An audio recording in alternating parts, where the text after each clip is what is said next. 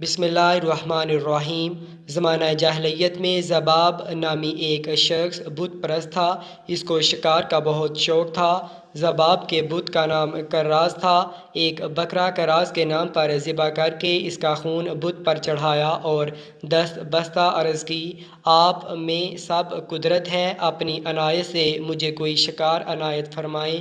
بت کے اندر سے آواز آئی، جاؤ، تمہارے خیمے کے پاس ایک کتا ملے گا، اسے تم پال لو، وہ تمہارے لیے شکار پکڑے گا۔ بت کے منہ سے یہ کلام سنتے ہی ذباب نے خیمے کی طرف دوڑتے ہوئے آ کر دیکھا، ایک سیاہ کتا کھڑا ہے۔ ذباب نے اسے پکڑا تو وہ دم ہلاتا ہوا اس کے ساتھ ہو لیا۔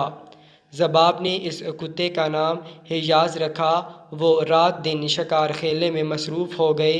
کتا جو ابھی جانور شکار کرتا، پھر وہ ذباب بت کے سامنے لا کر ذبح کرتا اور خون بت پر چڑھاتے اور گوشت مہمانوں کو کھلاتے اور خود بھی کھاتے۔ تھوڑے ہی عرصے میں اس کتے نے ذباب کو مالا مال کر دیا۔ دور دور سے مہمان آتے اور بت کے ذبح کو خوشی سے کھاتے، یہاں تک کہ رسول اکرم صلی اللہ علیہ وسلم مبعوث ہوئے۔ جب اس کے مکان پر ہر روز مہمان آتے تھے تو ایک دن حسب معمول ایک شخص آیا اور کہا کہ میں آج نبی کریم صلی اللہ علیہ وسلم سے قرآن سن کر آیا ہوں۔ جب اس مہمان نے سید المرسلین صلی اللہ علیہ وآلہ وسلم کی کچھ باتیں کیں تو خلافت عداوت وہ کتا بھی کان لگا کر باتیں سننے لگا۔ جب وہ شخص باتوں سے فارغ ہوا تو ذباب کتے کو جنگل میں شکار کے لیے لے گیا۔ ہرن، نیل، گائے متعدد جانوروں پر چھوڑا، لیکن کتے نے کسی کو نہ پکڑا بلکہ جانوروں کو پکڑ پکڑ کر چھوڑ دیا۔ ذباب نے کہا، آج کتے کو کیا ہوا؟ کتا تو خاموش تھا، مگر غیب سے ایک آواز آئی کہ ذباب، اس کتے نے ایک بڑی بات کی خبر سن لی ہے، اگر تمہیں بھی معلوم ہو جائے تو تم بھی اسے مغرور سمجھو گے۔ پس کتے کو گھر لے آیا۔ راستے میں ایک دیو کی صورت کا انسان بھی گدھے پر سوار اور دوسرا شخص بھی اس طرح سوار سامنے سے آتے ہوئے نظر آئے۔ ان دونوں کے پیچھے ایک حبشی غلام کے ہاتھ میں بڑے زبردست کالے کتے کی رسی پکڑے چلا آتا ہے۔